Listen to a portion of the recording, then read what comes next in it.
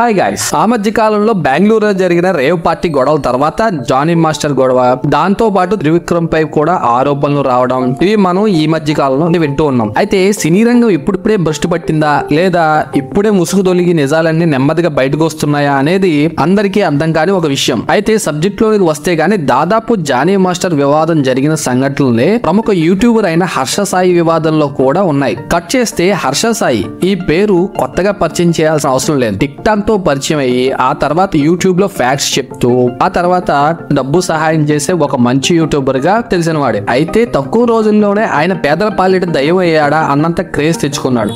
ఆ క్రేజ్ ఎంతవరకు వెళ్ళిందంటే యూట్యూబర్స్ జనరల్ గా మా వీడియోస్ ని లైక్ చేయండి, సబ్స్క్రైబ్ చేయండి అని అడుగుతుంటారు. కానీ ఈయన విషయంలో ఆయన ఫ్యాన్స్ అంటూ సాదాసీదా జనమే బైకుల పైన లేదా బ్యానర్ లోనో వేయించి పబ్లిసిటీ చేసేంతగా ఎదిగాడు. ఇది ఇలా పెడితే తాజాగా ఈయనపై బెట్టింగ్ యాప్స్ గురించి ఇష్యూ కూడా రేజ్ అయింది. తోటి యూట్యూబర్సే ఇతని మీద ఫిర్యాదులు కూడా చేశారు. అది కాస్త చల్లబడింది అనుకునే లోపే సరికొత్తగా మరొక వివాదం తెరపైకి వచ్చింది. అదేంటంటే క్రేజ్ పెరిగాక పాన్ ఇండియా లెవెల్లో మెగా అనే ఒక మూవీ తీసే క్రమంలో హర్ష సాయి ఉన్నాడు. ఇదే మూవీ ప్రొడ్యూసర్ కమ్ హీరోయిన్ గా ఒక అమ్మాయి జానీ మాస్టర్ పై కేసు నమోదైన ఆ పోలీస్ స్టేషన్ లోనే హర్ష సాయిపై కేసు పెట్టింది. అదేంటంటే తనను లైంగికంగా వాడుకున్నాడని, తన దగ్గర 2 కోట్లు డబ్బు తీసుకున్నాడని, తనని పెళ్లి కూడా చేసుకుంటానని చెప్పి తప్పించుకుని తిరుగుతున్న క్రమంలో గొడవ పడితే ఆమెకు మత్తుమంది ఇచ్చి నగ్నంగా వీడియోస్ తీయించి బెదిరిస్తున్నాడని ఫిర్యాదు చేసింది. అయితే ఈ వివాదం వారిద్దరి మధ్య ఎప్పుడు మొదలైందంటే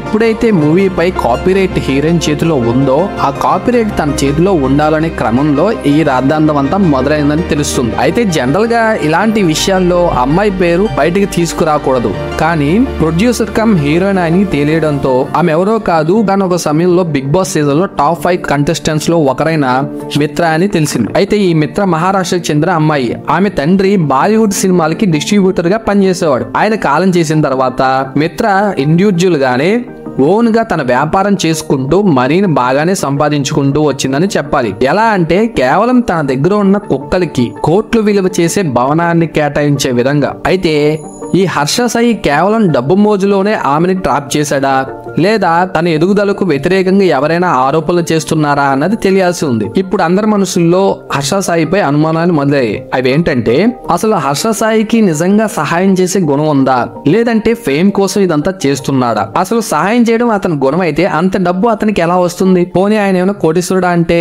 అంత వ్యవహారం ఉన్నట్లుగా దాఖలాలు లేవు. పోనీ యూట్యూబ్ నుంచి వస్తున్నాయా అంటే అంత డబ్బు యూట్యూబ్ నుంచి ఎలా వస్తుంది అనేది కూడా ఒక ఆశ్చర్యపడే విషయమే. ఇవన్నీ కూడా పక్కన పెడితే ఈ మిత్ర ఈ కేసు నమోదు చేస్తుందన్న క్రమంలో హర్ష సాయి కుటుంబం మొత్తం పరారీలో ఉండడం ఒక పెద్ద విషయం. మిత్ర కూడా ఈ విషయంలో హర్ష సాయి తండ్రి అయిన రాధాకృష్ణకు కూడా సంబంధం ఉందంటూ ఫిర్యాదులో నమోదు చేసింది. అయితే హర్ష సాయి పరారీలో ఉంటూ వారిద్దరి మధ్య జరిగిన కొన్ని సంభాషణలు కాస్త ఎడిట్ చేసి తోటి యూట్యూబర్ అయిన ఇమ్రాన్ అనే వ్యక్తికి ఇచ్చి ఆడియోస్ లీక్ చేయించాడు. అయితే హర్ష సాయి వాదన ఏంటంటే ఇదంతా కేవలం డబ్బు కోసమే జరుగుతుందని, ఆమె నన్ను పెళ్లి చేసుకోమని బాధిస్తుందని, కాదు అనేసరికి ఇలా అడ్డం తిరిగిందని తన లాయర్ ద్వారా మీడియాకు తెలియజేశాడు. ఎంతో ఆస్తి ఉన్న మిత్రాకి హర్ష సాయిపై గొడవ డబ్బు కోసమేనా అంటే ఆలోచించాల్సిందే, లేదా ఆమెను నిజంగా పెళ్లి అనే ముసుగులో మోసం చేశాడా అన్నది తెలియాల్సిందే. ఇక చూడాలి హర్ష సాయి బయటకు వస్తాడా లేక మిత్రనే నిజం చెప్తుందా అనేది. ఈ విషయంపై క్లారిటీ వచ్చేంత వరకు వెయిట్ చేయాల్సిందే. Okay guys,